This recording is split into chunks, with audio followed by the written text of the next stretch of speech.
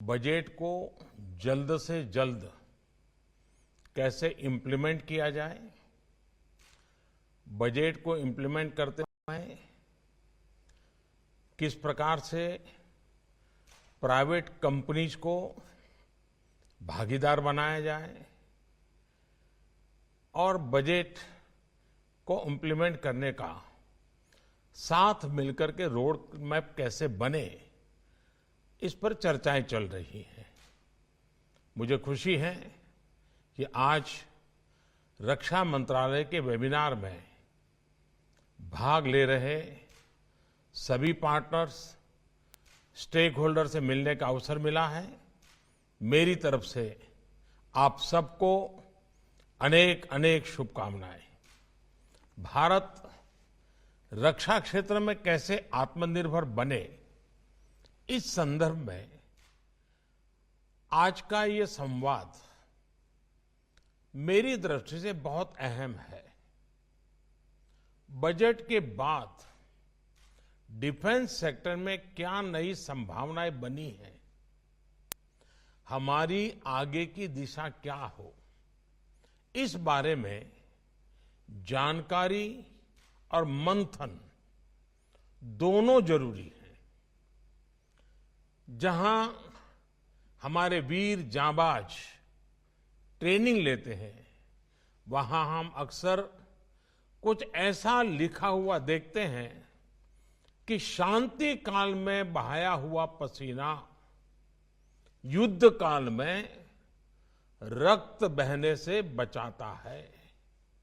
यानी शांति की pre condition है वीरता, वीरता की प्री कंडीशन है सामर्थ्य, और सामर्थ्य की प्री कंडीशन है पहले से की गई तैयारी, और बाकी सब उसके बाद आते हैं। हमारे यहां ये भी कहा गया है, सहनशीलता, क्षमा, दया को तभी पूजता जग है, बल का दर्प चमकता उसके पीछे जब जगमग है। साथियों, हथियार और मिलिट्री इक्विपमेंट बनाने का भारत के पास सदियों पुराना अनुभव है। आजादी के पहले हमारे यहां सैकड़ों ऑर्डिनेंस फैक्ट्रियां होती थी।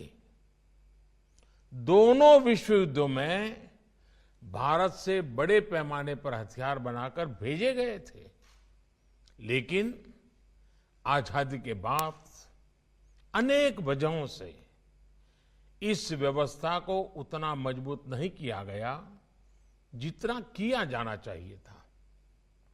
हालत यह है कि स्मॉल आर्म्स के लिए भी हमें दूसरे देशों की तरफ देखना पड़ता है। आज भारत विश्व के सबसे बड़े डिफेंस इंपोर्टर्स में से है, और ये कोई बड़े गौरव की बात नहीं है। ऐसा नहीं है कि भारत के लोगों में टैलेंट नहीं है, ऐसा नहीं है कि भारत के लोगों में सामर्थ्य नहीं है। आप देखिए, जब कोरोना शुरू हुआ तब भारत एक भी वेंटिलेटर नहीं बनाता था। आज भारत हजारों वेंटिलेटर का निर्माण कर रहा है। मंगल तक पहुंचने की क्षमता रखने वाला भारत आधुनिक हथियार भी बना सकता था, लेकिन बाहर से हथियार मंगाना बहुत इजी वे हो गया था। और मनुष्य का स्वभाव भी ऐसा ही है कि जो सरल है वो आसानी से जो मिलता है, चलो भाई उसी रास्ते पर चल पड़ो। आप भी आज अपने घर जाकर के अगर गिनेंगे तो पाएंगे कि जाने अनजाने ऐसी कितनी ही विदेशी चीजों का आप बरसों से इस्तेमाल कर रहे हैं। डिफेंस के साथ भी ऐसा ही हुआ है। लेकिन अब आज का भारत इस स्थिति को बदलने के लिए कमर कस के काम कर रहा है। अब भारत अपनी कैपेसिटीज और कैपेबिलिटीज को तेज गति से बढ़ाने में जुटा है।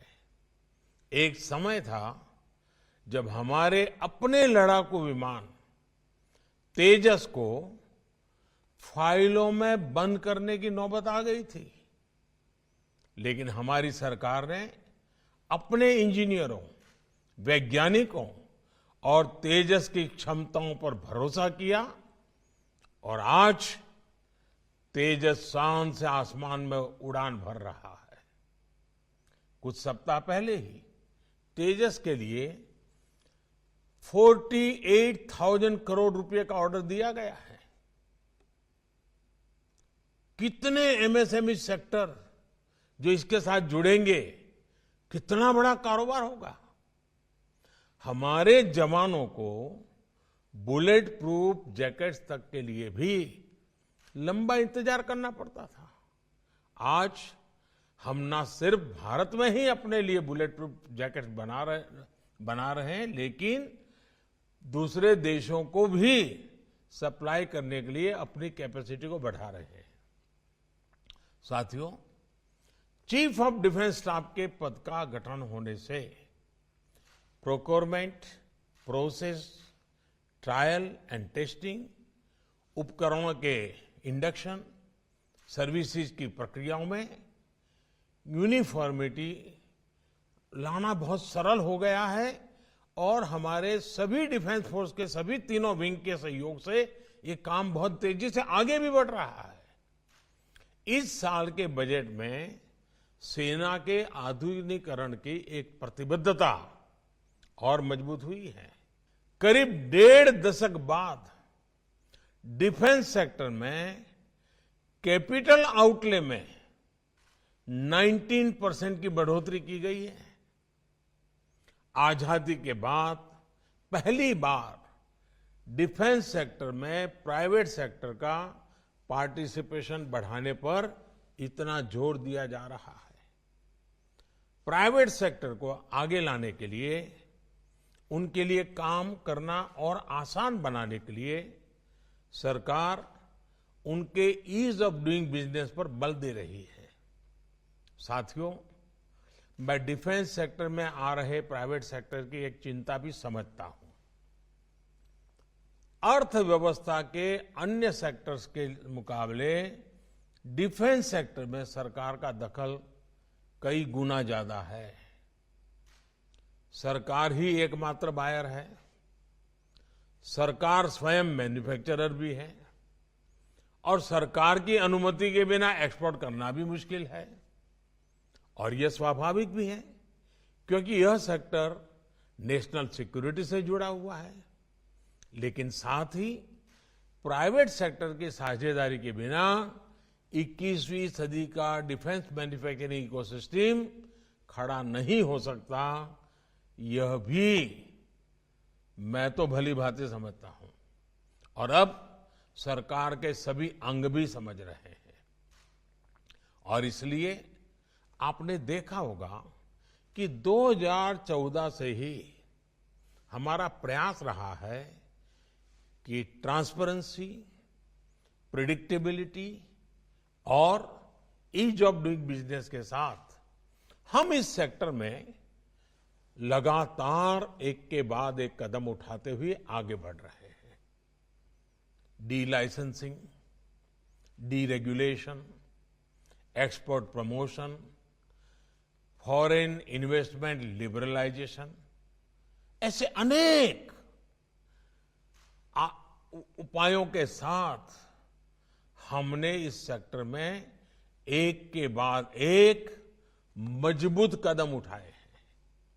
और मैं ये भी कहूंगा कि मुझे इन सारे प्रयासों के लिए सबसे ज्यादा सहयोग, सबसे ज्यादा मदद यूनिफॉर्म फोर्सेस की लीडरशिप से मिली है। वे भी एक प्रकार से इस बात को बल दे रहे हैं, इस बात को आगे बढ़ा रहे हैं। साथियों, जब डिफेंस फोर्स का यूनिफॉर्म पहना हुआ व्यक्ति वो जब इस बात को कहता है ना, तब उसकी ताकत बहुत बढ़ जाती है। क्योंकि